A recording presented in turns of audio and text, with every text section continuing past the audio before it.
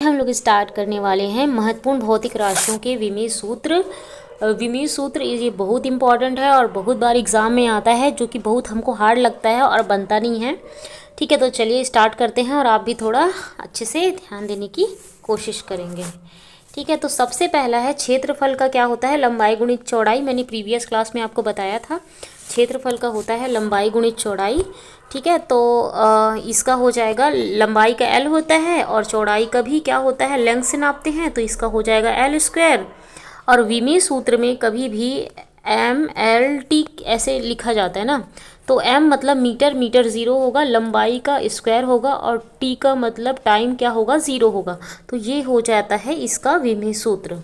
उसके बाद में आयतन का अगर हम लोग विमीय सूत्र देखें तो आयतन का होता है लंबाई गुणित चौड़ाई गुणित ऊंचाई। बचपन से पढ़ते आ रहे हैं, तो एल एल एल हो जाएगा, तो एल की पावर थर्ड हो जाएगा, तो एम इसमें ज़ीरो है, टी भी ज़ीरो है, और एल की पावर क्या हो जाएगी, 3 हो जाएगी। उसके बाद में आपेक्षित घनत्व जो है ना, उसका फॉर्मूला होता है पदार्थ का घनत्व अपॉन 4 डिग्री सेंटीग्रेड पर जल का घनत्व। ठीक है, पदार्थ का घनत्व अपॉन 4 डिग्री सेंटीग्रेड पर जल का घनत्व, ये अपेक्षित घनत्व होता है। तो घनत्व का फॉर्मूला क्या होता है, घनत्व का एम अपॉन एल की पावर थर्ड होता है, एम अपॉन एल की पावर थर्ड। और फिर से नीचे में भी घनत्व लिखा है 4 डिग्री सेंटीग्रेड पर जल का घनत्व, वो भी एम अपॉन एल की पावर थर्ड होता है। ठीक है, तो ये क्या हो जाएगा, 1 हो जाएगा, दोनों कट के 1 हो जाएगा।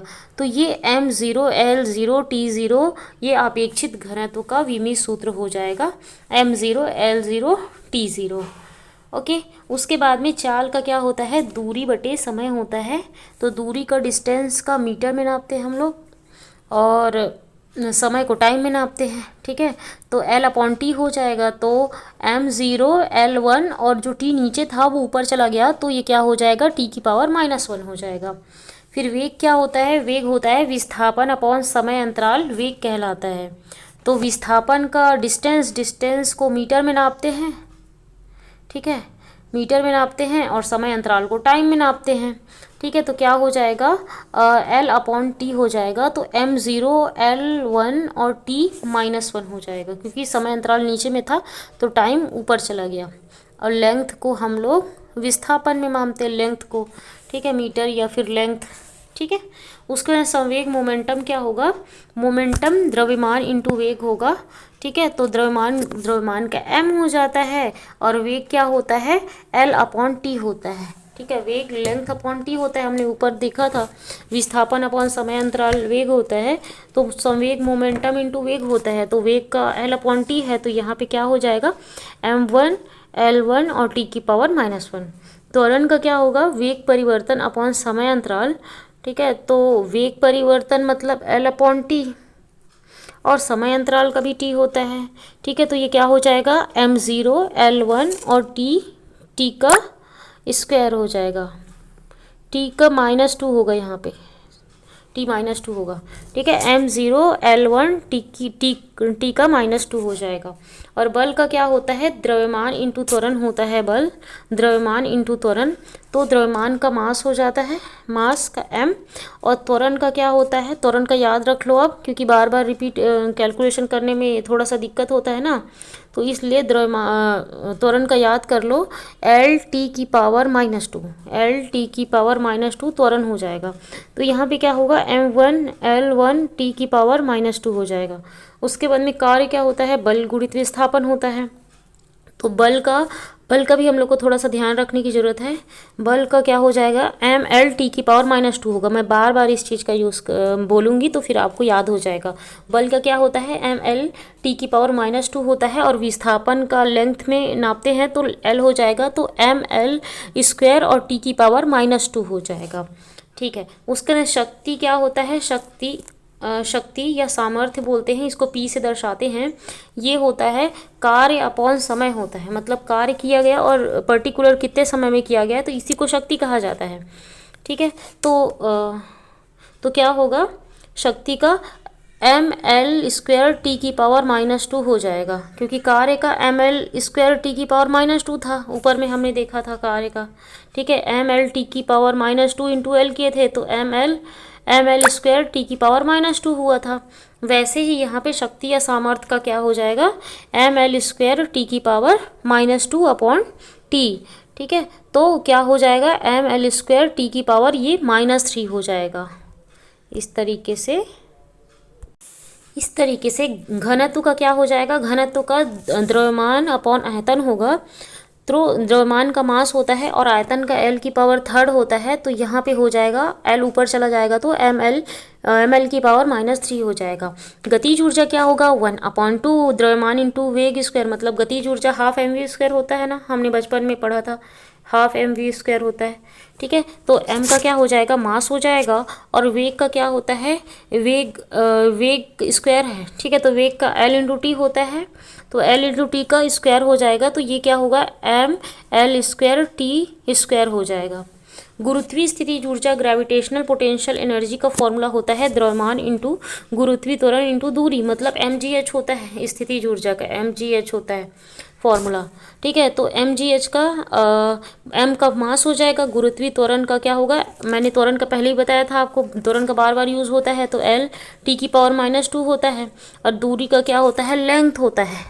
ठीक है, तो ये क्या हो जाएगा, ml² T-2 हो जाएगा। ठीक है, दाब प्रेशर का क्या होगा, बल अपॉन क्षेत्रफल होता है दाब। ठीक है, तो अब बल का मैंने पहले ही बोला था, याद रखना है, ml T⁻² बल का, और क्षेत्रफल का क्या होता है, लंबाई गुणी चौड़ाई होता है, तो L² हो जाएगा, और यहाँ पे होगा ml⁻³ T⁻²। आवेग इम्पल्स का क्या होगा, बल अपॉन समय होता है। आवेग इम्पल्स, कितना इम्पल्स तुम लगा रहे हो, तो बल इंटू समय होता है। तो बल का मैंने फिर से पहले ही बताया था आपको कि बल का याद रखना है। ठीक है, बल का क्या होता है, ml⁻² होता है, और समय को हम t मल्टीप्लाई कर देंगे तो ml⁻1 हो जाएगा, क्योंकि 2 था तो यहाँ से 1 प्लस था तो ये 1 कम हो गया। उसके बाद में बल आघूर्ण टर्क्यू का क्या होगा, बल गुणित दूरी होता है, और बल का मैंने आपको बताया था ml⁻² होता है, और दूरी का हमने l मल्टीप्लाई कर देंगे तो ml² T⁻² होगा। इसमें ऐसा करना रहता है कि थोड़ा बहुत हमको कुछ याद होना चाहिए, और बाकी हमको अगर फॉर्मूला पता है तो हम उसके साथ मल्टीप्लाई करके निकाल सकते हैं। इस तरीके से हमको इस स्ट्रेटजी से आगे बढ़नी है। प्रतिबल स्ट्रेस का क्या होता है, बल अपॉन क्षेत्रफल होता है, तो बल का क्या हो जाएगा, ml⁻² था, यहाँ पे -2, और क्षेत्रफल का तो L² होता है, तो ml अब फिर से कैलकुलेट कर देंगे, T² ऊपर था और यहाँ पे L², तो क्या हो जाएगा, ml, और यहाँ पे पहले ऊपर 1 था और यहाँ पे क्या था, L था, तो ऊपर गया तो माइनस हो गया, तो ml⁻1 और T क्या हो जाएगा, -2 होगा, कि यहाँ पे -2 लगा था बट यहाँ पे थोड़ा सा ये मिट गया है। विकृति स्ट्रेन क्या होगा, लंबाई में वृद्धि अपॉन प्रारंभिक लंबाई, तो लंबाई में वृद्धि L और प्रारंभिक लंबाई क्या होगा, VL होगा, तो ये क्या हो जाएगा, L0। मतलब अतः विकृति की ना कोई बीमा नहीं होती है स्ट्रेन की। नेक्स्ट है प्रत्यास्थता गुणांक। प्रत्यास्थता गुणांक का होता है प्रतिबल अपॉन विकृति। ठीक है, तो प्रतिबल मतलब स्ट्रेस अपॉन विकृति, तो इसको आप याद रखेंगे ml⁻1 T⁻² आएगा। प्रतिबल का ये बल का ही लिया होगा, मतलब बल का ही लिया है इसने, ml⁻2 बल का, और विकृति का इन्होंने स्ट्रेन का ले लिया है, और यहाँ पे ऊपर में करके इसको कैलकुलेट कर लिया गया है। पृष्ठ तनाव का क्या होता है, बल अपॉन लंबाई होता है, और बल का ml⁻2 होता है, और लंबाई का क्या होता है, L होता है। तो यहाँ पे फिर से ऊपर में जाएगा और ये क्या करेगा, -2 कर लेगा, क्योंकि वहाँ पे पहले 1 था। ठीक है, पहले वहाँ पे 1 था और यहाँ पे इनके पास भी 1 था। ठीक है, तो 1 और -1 L0 हो गया, और T क्या हो गया, T का -2 पहले से था तो L0 हो गया। यहाँ पे L0 इन्होंने नहीं लिखा है, तो ml0 T⁻² हो जाएगा। गुरुत्वाकर्षण नियतांक G क्या होता है, बल इंटू दूरी का स्क्वायर अपॉन द्रव्यमान इंटू द्रव्यमान होता है गुरुत्वाकर्षण नियतांक। F इंटू डी बल गुणित दूरी का स्क्वायर इंटू m² मतलब मास इंटू मास। तो यहाँ पे क्या होगा, बल का ml t की पावर -2 होता है, आपको पता है। और दूरी का क्या होता है, l स्क्वायर होता है। दूरी स्क्वायर बोला, दूरी का लेंथ होता है, दूरी का स्क्वायर कर दिए तो मतलब l का स्क्वायर कर दिए। अब उसके बाद में मास का द्रव्यमान का m इंटू एम होता है। तो यहाँ पे अब इसको कैलकुलेट कर लेंगे, जो ऊपर गए जाएगा वो माइनस में हो जाएगा, और इस तरीके से कैलकुलेट करके m की पावर -1 l की पावर 3 t की पावर -2 आ जाएगा। गुरुत्वीय क्षेत्र की तीव्रता का फॉर्मूला होता है गुरुत्वाकर्षण बल अपॉन द्रव्यमान होता है। ठीक है, तो गुरुत्वाकर्षण बल का मतलब फोर्स का वही ml t की पावर -2 और द्रव्यमान का मास का m हो जाता है। तो इस तरीके से हम इसको ऊपर ले जाएंगे, गुरुत्वीय क्षेत्र की तीव्रता निकल जाएगा l t की पावर -2 हो जाएगा। और m क्या हो जाएगा, क्योंकि m क्या होगा, ऊपर गया तो -1 हो गया था, तो m 0 हो गया। गुरुत्वीय विभव का क्या होता है, कार्य अपॉन द्रव्यमान होता है। गुरुत्वीय विभव कार्य अपॉन द्रव्यमान होता है, ये याद रखना है थोड़ा सा।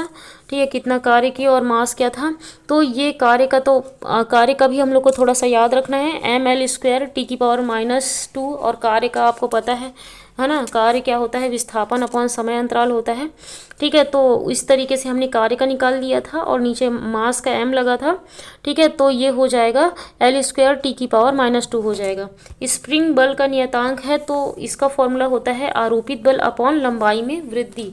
ठीक है, तो आरोपित बल मतलब फिर से बल ml t की पावर -2 और लंबाई में वृद्धि मतलब l, तो यहाँ पे l कट गया और m t की पावर -2 यहाँ पे बच गया। आवृत्ति फ्रीक्वेंसी का 1 आवर्तकाल होता है, मतलब फ्रीक्वेंसी इक्वल टू 1 आवर्तकाल होता है। तो 1 आवर्तकाल मतलब टाइम, और जो टाइम नीचे था वो ऊपर चला गया तो t की पावर -1 हो गया। कोण रेडियन का क्या होता है, रेडियन का चाप अपॉन त्रिज्या होता है, आर्क अपॉन रेडियस होता है। कोण रेडियन का मतलब चाप मतलब लेंथ, और त्रिज्या मतलब को भी l से ही नापा गया है, रेडियस को लेंथ से, तो ये क्या हो जाएगा, l 0 होगा। अतः कोण की कोई क्या होगी, विमा नहीं होती है। कोणीय वेग देखते हैं। कोणीय वेग का होता है कोण अपॉन समय, एंगुलर वेलोसिटी का होता है कोण अपॉन समय। तो कोण का क्या हो जाएगा, l 0 हो जाएगा, और समय का टाइम होता है, तो ये क्या हो जाएगा, l 0 का तो 0 हो गया, और टाइम जो है ऊपर चला गया तो टाइम की पावर -1 हो गया। कोणीय त्वरण का क्या होगा, कोणीय वेग अपॉन समय होता है। तो कोणीय वेग का हमने ऊपर निकाला था, t की पावर -1 होता है, और समय का क्या, टाइम लिख दिए। ठीक है, तो टाइम अब फिर से ऊपर चला गया, तो -1 ले गया, तो t की पावर -2 हो गया। जड़त्व आघूर्ण का क्या होता है, द्रव्यमान गुणित दूरी का स्क्वायर होता है। ठीक है, तो यहाँ पे क्या होगा, द्रव्यमान का मास हो गया और दूरी डिस्टेंस का लेंथ का स्क्वायर हो गया, तो यहाँ पे हो जाएगा ml स्क्वायर। कोणीय संवेग का क्या होता है, एंगुलर मोमेंटम का जड़त्व आघूर्ण इंटू कोणीय वेग होता है। तो जड़त्व आघूर्ण का हो जाएगा ml स्क्वायर, और कोणीय वेग का हो जाएगा, हमने ऊपर निकाला था t की पावर -1। ठीक है, तो इसका फॉर्मूला हो जाएगा ml स्क्वायर t की पावर -1। उसके बाद में विशिष्ट ऊष्मा का होता है ऊष्मीय ऊर्जा अपॉन द्रव्यमान इंटू ताप वृद्धि होता है। तो ऊष्मीय ऊर्जा का हो जाएगा ऊर्जा एनर्जी, ठीक है, कार्य, तो ml स्क्वायर t की पावर -2, और द्रव्यमान का मास हो जाता है, और ताप में जो वृद्धि हुई उसको थीटा से प्रदर्शित करते हैं, तो ये हो जाएगा l स्क्वायर t की पावर -2 थीटा -1। ऊष्माधारिता थर्मल कैपेसिटी होगा द्रव्यमान इंटू विशिष्ट ऊष्मा। द्रव्यमान मतलब मास, और विशिष्ट ऊष्मा का क्या हो जाएगा, l स्क्वायर t की पावर -2 और थीटा -1। तो ये क्या होगा, ml स्क्वायर t की पावर -2 थीटा -1। गुप्त ऊष्मा लेटेंट हीट का क्या होगा, ऊष्मीय ऊर्जा होता है। गुप्त ऊष्मा मतलब ऊष्मीय ऊर्जा होता है। तो गुप्त ऊष्मा का क्या हो जाएगा, ml स्क्वायर t की पावर -2 अपॉन m, तो इसको याद रखने की जरूरत है, l स्क्वायर t की पावर -2 यहाँ पे गुप्त ऊष्मा का होगा। रेखीय प्रसार गुणांक का क्या होगा, लंबाई में वृद्धि अपॉन प्रारंभिक लंबाई इंटू ताप वृद्धि। ठीक है, तो लंबाई में वृद्धि क्या होगा, l होगा, और प्रारंभिक लंबाई क्या होगा, वो भी l होगा। ताप में वृद्धि थीटा हुई तो l कट गए, और थीटा जो है ऊपर चला गया, तो थीटा -1 हो गया। अब लास्ट है हमारा गैस नियतांक, लास्ट मतलब लास्ट पेज। ठीक है, गैस नियतांक का क्या होता है, फॉर्मूला दाब इंटू आयतन अपॉन ताप होता है। तो दाब का क्या होगा, दाब का प्रेशर का फॉर्मूला होता है ml की पावर -1 t की पावर -2, और आयतन का क्या होगा, लंबाई गुणित चौड़ाई गुणित ऊंचाई, तो आयतन L⁻³ और ताप का थीटा हो जाता है, तो यहाँ पे हो जाएगा ml² T-2 थीटा -1। प्लांक नियतांक का होता है ऊर्जा अपॉन ताप, तो ऊर्जा का होता है ml² T⁻² और T-1। ठीक है, तो यहाँ पे ये हो जाएगा ml² T⁻⁻1। ये वे ही मात्रक कोणीय संवेग के हैं, ये कोणीय संवेग के हैं। ठीक है, वेग प्रवणता ना वेलोसिटी ग्रेडियंट वेग परिवर्तन अपॉन दूरी होता है, वेग परिवर्तन अपॉन दूरी होता है वेग प्रवणता। तो वेग परिवर्तन क्या हो जाएगा, L T⁻⁻1 और दूरी का लेंथ से नापते हैं तो L हो जाएगा, और यहाँ पे ये L कट जाएगा तो T⁻⁻1 बच जाएगा। श्यानता गुणांक का होता है बल अपॉन क्षेत्रफल इंटू वेग प्रवणता, बल अपॉन क्षेत्रफल इंटू वेग प्रवणता, और मैंने बल का आपको बताया था, बल का होता है ml T⁻⁻2 और क्षेत्रफल का होता है लेंथ स्क्वायर, लंबाई गुणित चौड़ाई, और वेग प्रवणता का होता है T⁻⁻1, तो ये हो जाएगा ml⁻⁻1 और T⁻⁻1। ऊष्मा चालकता गुणांक न के कोएफिशिएंट ऑफ थर्मल कंडक्टिविटी का होता है ऊष्मीय ऊर्जा अपॉन क्षेत्रफल इंटू तापांतर इंटू समय अंतराल, ऊष्मीय ऊर्जा क्षेत्रफल इंटू तापांतर इंटू समय अंतराल। तो ऊष्मीय ऊर्जा का फॉर्मूला होता है, ऊर्जा का एनर्जी का होता है, हमने कई बार देख चुका है, ml² T⁻⁻2 और लेंथ का यहाँ पे लंबाई होगा। ठीक है, ऊष्मीय ऊर्जा का लेंथ का लंबाई, और नीचे क्षेत्रफल का लंबाई गुणित चौड़ाई गुणित ऊंचाई। ठीक है, और तापांतर का थीटा और समय अंतराल का टाइम। तो इस तरीके से कैलकुलेट करके ml T⁻⁻3 थीटा -1 आ गया। उसके बाद बोल्ट्जमान नियतांक K का क्या होता है, गति ऊर्जा अपान ताप होता है, गति ऊर्जा अपान ताप। तो ml², गति ऊर्जा का क्या होता है ml² T⁻⁻2, ऊर्जा का हमेशा वैसा ही होता है, ऊष्मा ऊर्जा, गति ऊर्जा, सब ऊर्जा का ना क्या होता है ml² T⁻⁻2 होता है, और ताप का क्या होता है थीटा हो जाता है। तो अब ऊपर चले जाएंगे ml² T⁻⁻2 और थीटा -1 हो जाएगा। तो चलिए इति सिद्धम। Thank you so much.